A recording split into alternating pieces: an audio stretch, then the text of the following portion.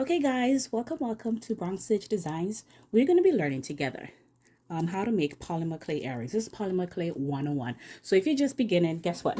You do not want to start out with any expensive clay at all. You can use the modeling clay for kids, or Amazon has some they have some polymer clay that comes in like little 1 ounce pieces that you can get in a multitude of like 30 different colors, and you can try out your skills on those before you move on to other more expensive clay. Let me show you what you're gonna need for this. This is what I have right now.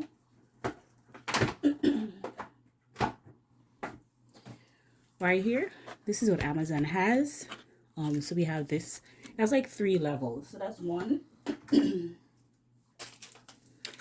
And this is 2. And this is 3. So it comes like this in this 3-pack right here. 1, 2, 3, and it has like these 3 different layers, and you have a bunch of polymer clay that you can work with. And this is not too expensive. I paid about $15 or so plus for these. I just arranged them in colors so that it can be more accessible to me. So this is what I suggest when you're just starting out. Don't go buying the expensive. Well, they're not that expensive, but they're just better quality. For example, this one right here, Sculpey Primo. This is what you want to be using when you're doing stuff, if you want to sell them or in your shops or in your business. So this is what you will use. But for practice purposes, I suggest getting these so you can have a whole slew of them. Woohoo! So that you can practice, all right? And that's what we're going to use today. So even though you mess up, even though they don't turn out too good, guess what? You won't feel too bad because you have more to practice with. And you know you would not have, you did not spend a lot of money for them. So there you go. All right. However, you do have to have the necessary tools though. So today we're going to be working with this and green and some gold.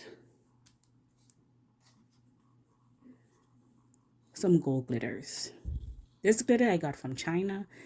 You get a whole bang for your buck. However, you have to pay a little bit more for shipping, but I'll put that down in my description so that you guys can know where exactly to get it. All right, so these are not too expensive. This is what I just took out from that set that I have, and you're gonna need to invest in a pack of cutters. These are very, very important. These help you to get smooth edges and to cut with precision. Now they come in a variety of packs as well, so it's really up to you. This one I bought with different ridges so that you have different patterns, different designs on top of this. So this is one thing that you can consider. This is a long one, and this right here, and for the last one we have this small one. This is the one that I use mostly. So these are what you will need to get.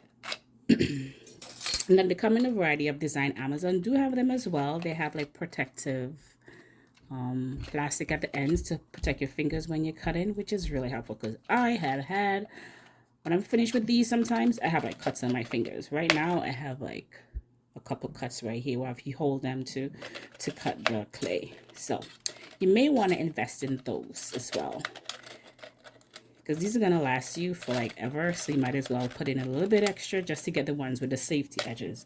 All right, so you're going to be needing these. I prefer to work. This is a slab of tile that I have that someone gave to me. You can also buy them. They make for smooth background. I've been having issues with my backs with the clay, which is well, you got to work on it, and that takes practice as well. I will show you guys how the backs look like later on, but I'm just going to be doing this first one. I'm going to be doing the Christmas colors, which is really exciting, and show you what happens after. All right, so what else we're going to need is we're going to need our shapers. Okay, so these I purchased online. They're pretty on the upper end. They're probably like 20 something dollars thereabouts. And these you can purchase on Amazon, on Etsy, wherever you want to purchase them, really. They're like all over. And then I will also show you the link to get these. And guess what, guys? You don't even have to buy these. That's another thing as well. If you're into making cookies, guess what? Your cookie cutters at home, perfect. Whatever shapes you found around the house, perfect as well. You just may have to smooth the edges a bit to get that shape that you want.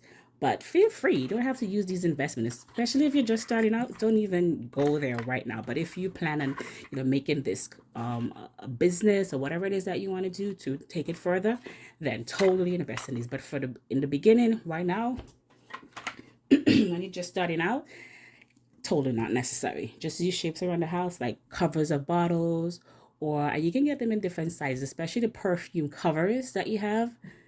That's fine as well. If you have heart shapes, and if you have if you want to use like the bigger pieces of like a lotion, the lotion covers, those are ideal shape cutters as well. Okay, so use that. This. In addition to that, guys, this is what I use, a parchment paper. You can see it. Parchment. These are what I use to put in the oven to bake them when I'm done. So these are what you can use as well to bake your clay after you're all done cutting them out. Okay, so let's go ahead. So we have our cutters. I'm going to use a big one today. Okay, so we're starting out with the red. I have 3 slots, 3 bars, 1, 2, 3, and a little piece on top. This is just new, so we're going to open it. And you guys will see exactly when it comes out. Some of it is a bit sticky. Okay, so I want everything to be equal, so I'm going to cut 3 pieces of this as well. 1, 2, 3. Right, here we go. And they're all together. These I'm going to put back in the wrapper for later use. And this is just going to be a small batch because we're just trying it out. So you cut them up with this. Cut, cut, cut, cut, cut, cut, cut, cut. All right, let's cut them up. This is the fun part. It's so cool to do, just for the fun of it, really. All right. Oh, they really have to cut it up, but hey, it's fun. What can I say? And guess what? It's quite handy to have wipes, just so that you can grab and go. Whatever wipes works. You can use, don't use a Clorox wipe, not necessary. Just use a regular wipes for baby wipes, actually. Or those flushable wipes, whatever you have around the house, just a wet piece of cloth. And you can even just use a wet piece of cloth. Yeah, just wet piece of cloth, actually. Not too wet though, just damp enough. So we're conditioning our clay just so that it gets pliable, easy to work with. You can condition this several how. Push it through the palm of the hand like this.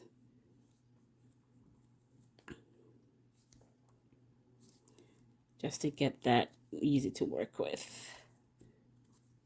Okay.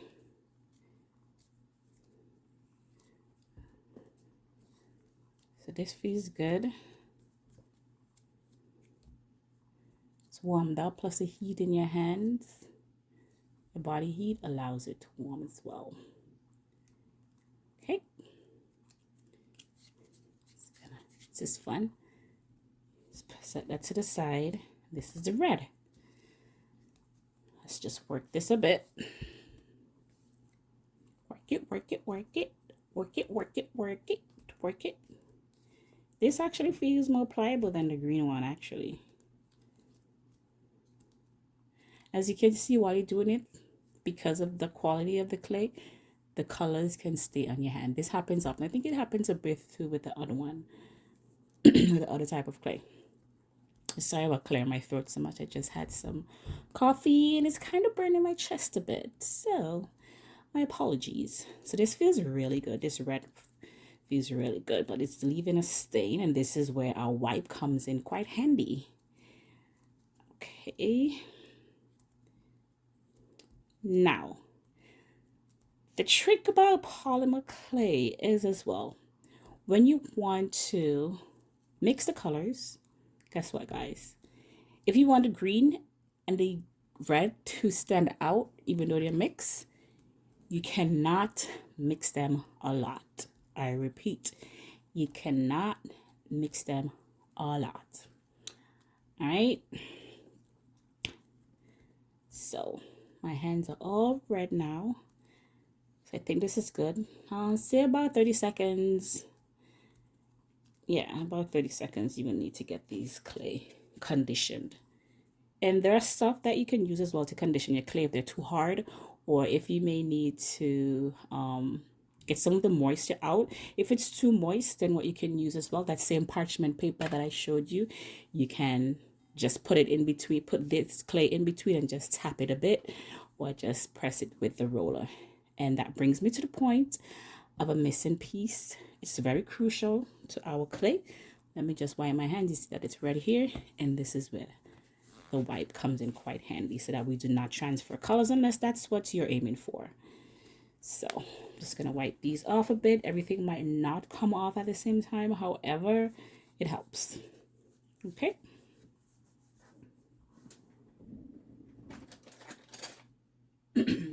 So crucial part to polymer clay is the roller. One thing you must make sure is that it's clean. So we wipe this off as well. This one is not hollow. This is a whole piece of acrylic. The hollow ones are a bit light. I prefer the ones that are whole. So you can get these as well online.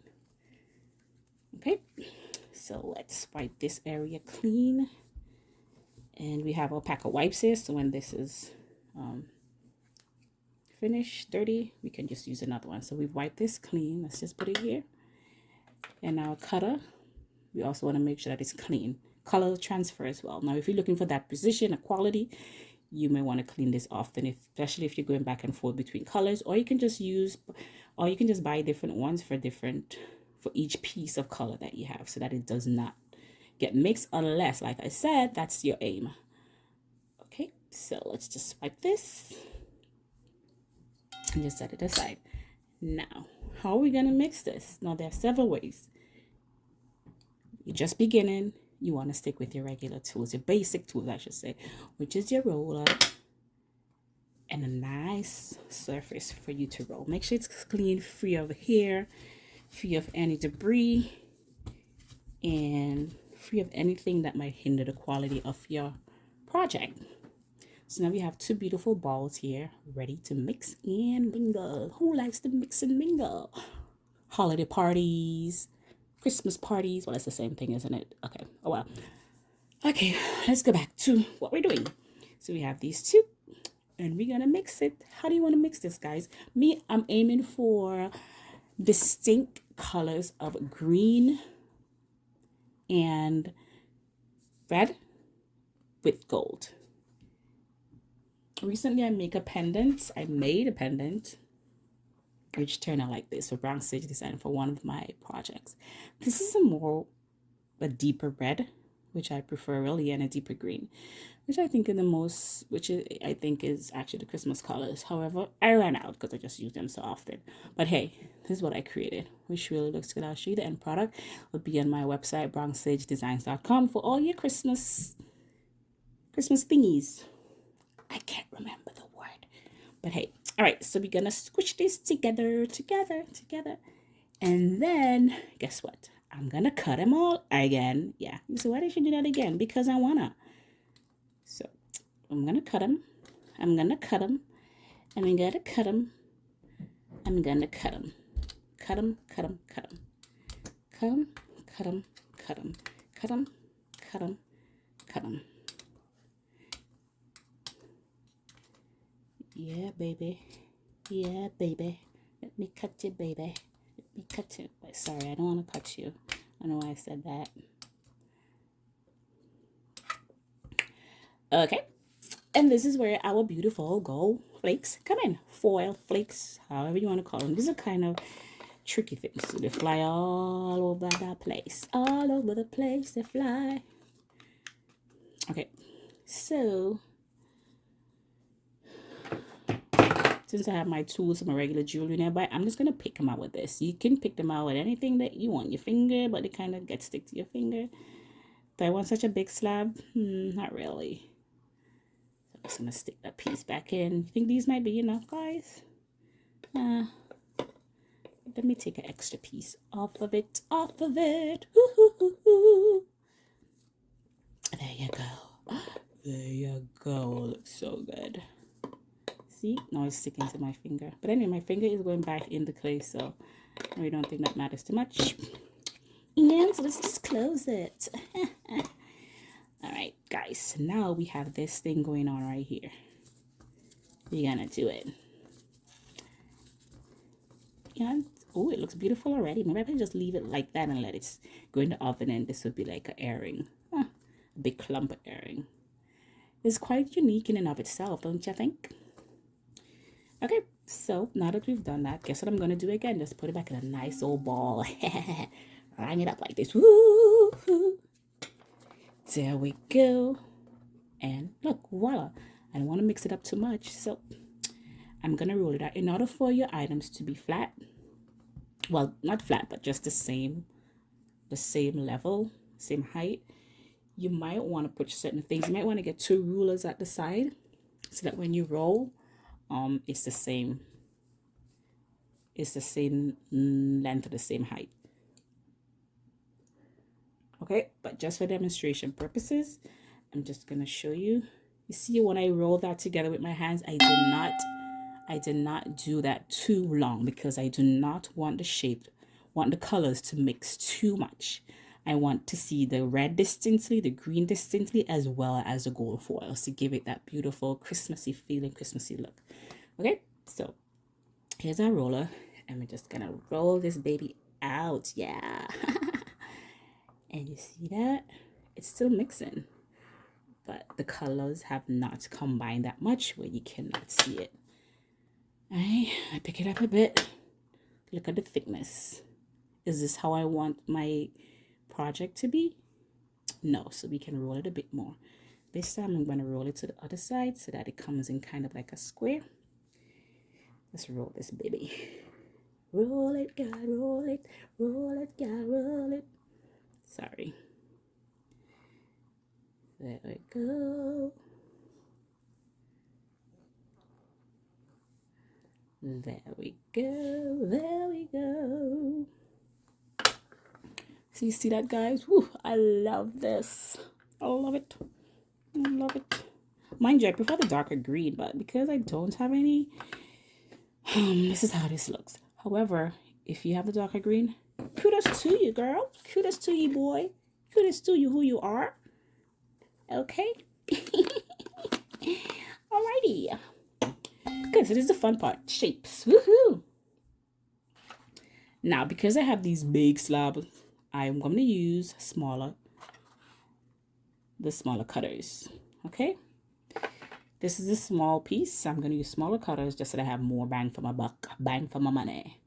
So if you have smaller cutters at home, like I said, the covers of perfume, the covers of small seasoning bottles, whatever it is that you have. If you have kids, then they should have some shapes that they might have in their toys.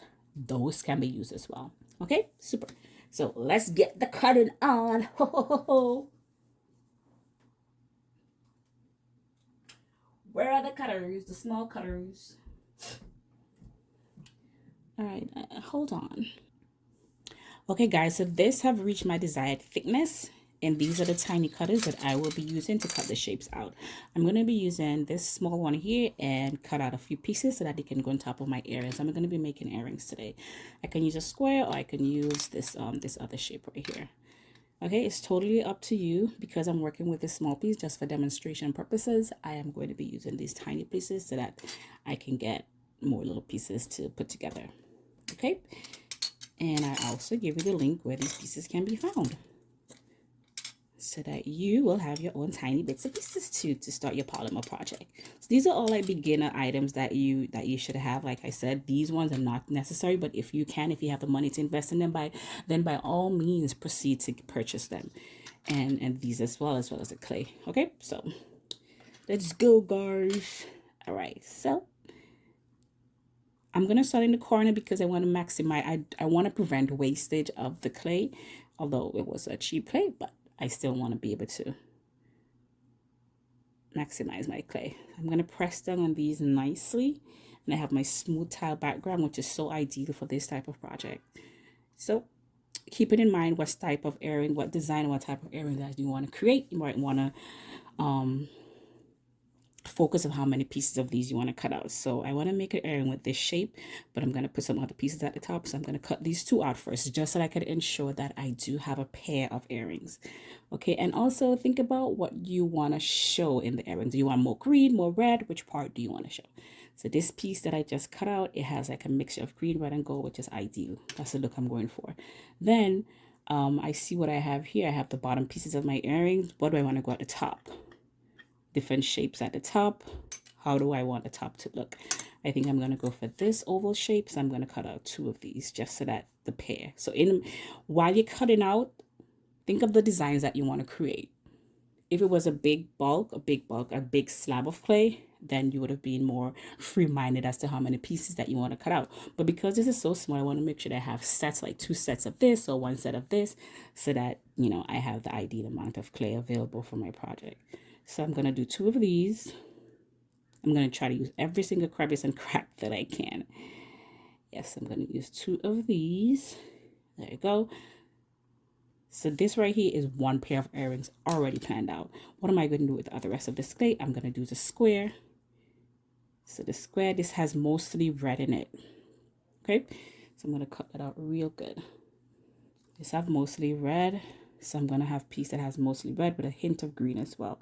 So in order to achieve that look, and because these are handmade too, then they have their own unique take on it, which is really, really good. So your customers or whoever you're making it for, a family friend or for yourself, they will all be unique. No piece will look alike, which is so great about this. I just love it.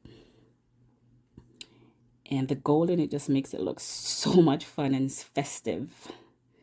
Okay. So I'm going to go at the back of this. I'm just trying to see which piece best represent what I'm trying to accomplish here. All right, so I think I'm going to go for this at the bottom. There we go. So now I have the bottom of my next pair of earrings. Picked it up nicely, and you see this is the red with a piece hint of green, a red with a hint of green. So even though it's different, each piece has its own character. I still want to make sure that at some point I have this I have a unified look, so to speak. Okay, so now I have the base of my second pair of earrings. What am I going to put at the top? How do I want this to look? Do I want to go with this this shape? This kind of looks good on that. Or oval? No. Or this cute little teardrop one. Let's see. This might look quite fun on the top. What do you guys think? This might look good. All right, so I'm going to use this. And I'm just going to cut out the top piece of my earring. Now, a lot of people do it differently, but this is how I do it. I try to design, keep the colors in mind as I go. Just so that I try to be as unified as I can, but it still has its own uniqueness anyway. So that's awesome. Okay, so I have this star shape. Then I'm going to continue with this piece just for the top of my pair of earrings. I'm going to cut this in right here. Ta-da! Bam! And there we have it. So this is 2 pair of earrings I got from this small slab. I have 2 pairs already. So I'm pretty excited to see how this is going to turn out. And then what I want to do, I have this little extra piece here. What am I going to use with that? I think I'm going to do oval. There's stars, a variety of different shapes. What can I do?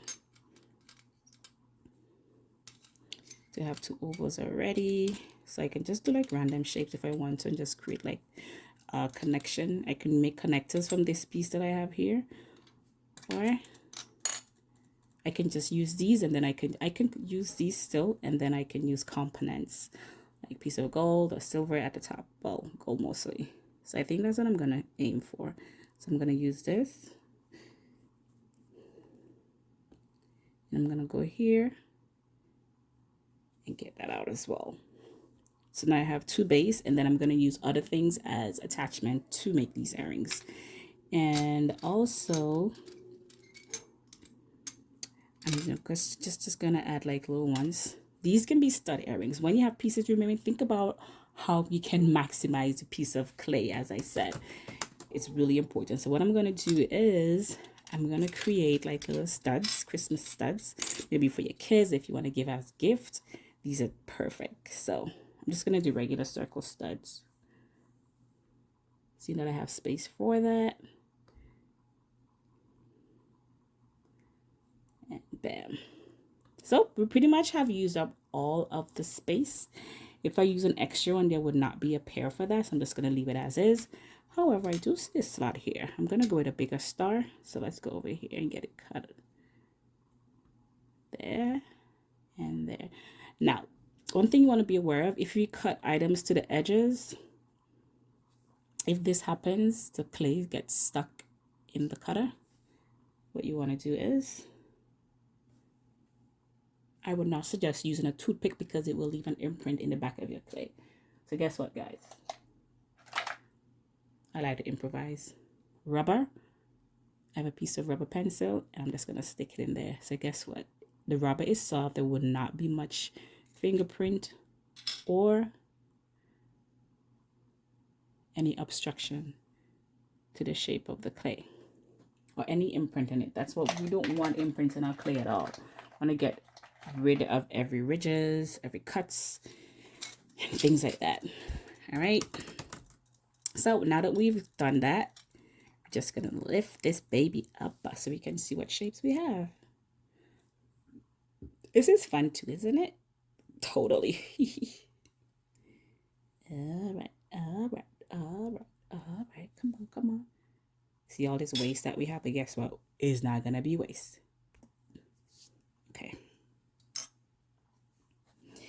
Let's just continue on with this.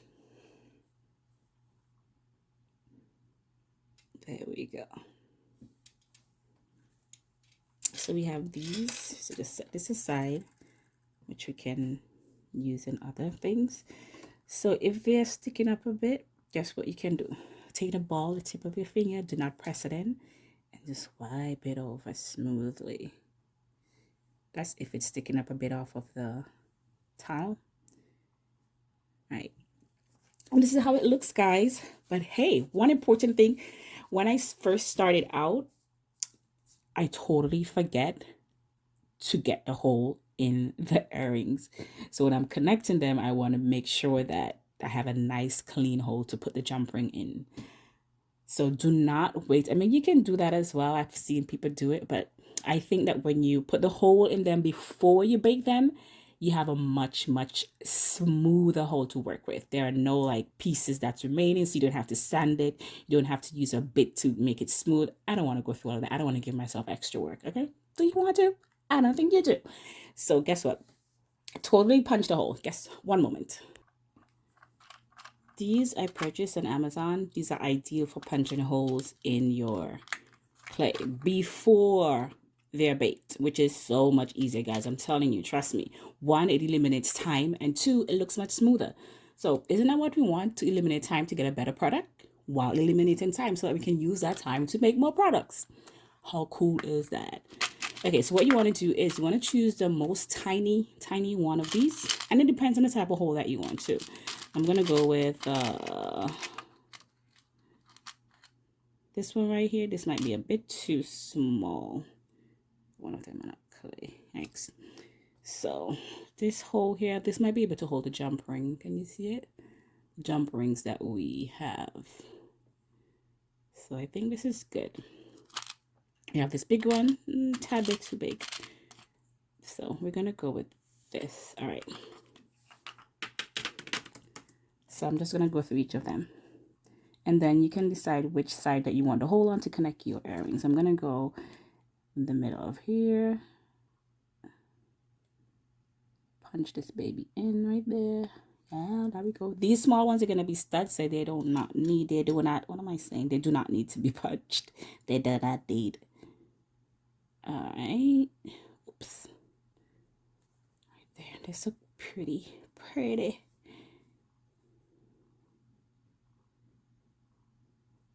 go. And we're doing our fang her. There we go. Try to make them unified.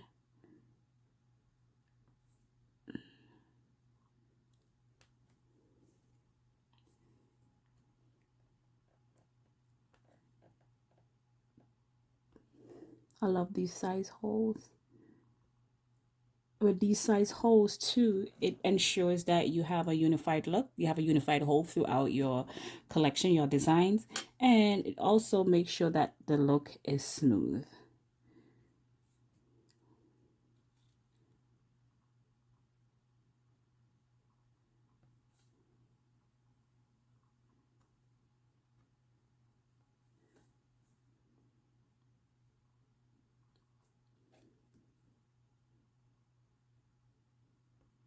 Okay, so there you have it, guys. A small tiny collection of jewelry.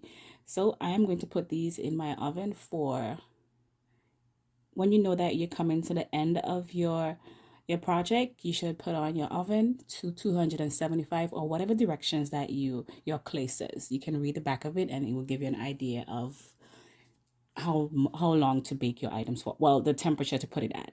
Each clay is different, so definitely want to check it out at the back of your clay to see what exactly it's saying so that your clay does not burn and you put it in for the right amount of time at the right temperature. So meanwhile I'm doing this, my oven is already on, sorry.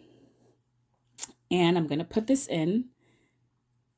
Now, you can bake it. What can you bake it in? Just like I showed you, the parchment paper. You can put it in the parchment paper.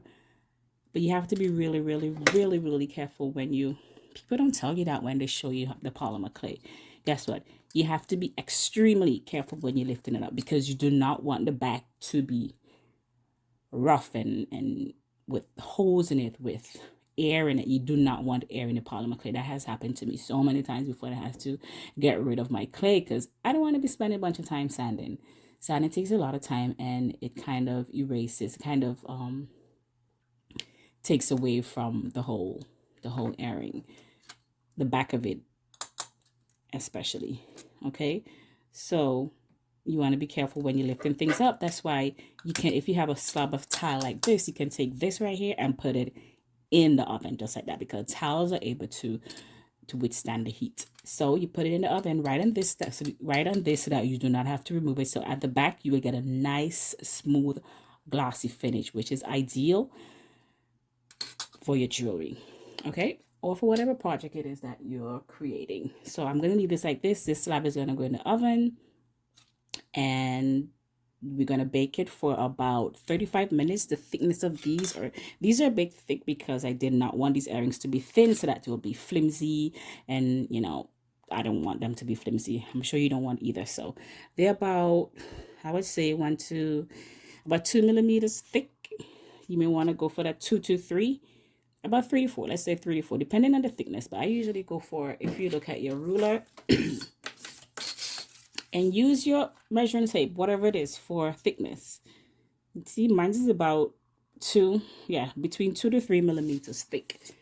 That's how you want it, or however you want your thickness to be, depending on what project you're trying to create as well. For earrings, that's what I aim for. So with that thickness, I'm going to go for about 30 minutes. And I'm going to cover this with the same parchment paper that I showed you to make sure, 1, that it doesn't burn, right? And 2, that it's cooked thoroughly. Okay? So there you have it, guys. We will be back with how these look with the finished product. Please sign up so that you will be notified when it's all done. Okay? Thank you so much. And please subscribe to our channel, Bronx Sage Design. Share with your friends. And you can go online to check out our jewelry, bronxsagedesigns.com. We really appreciate you guys. Thank you so much.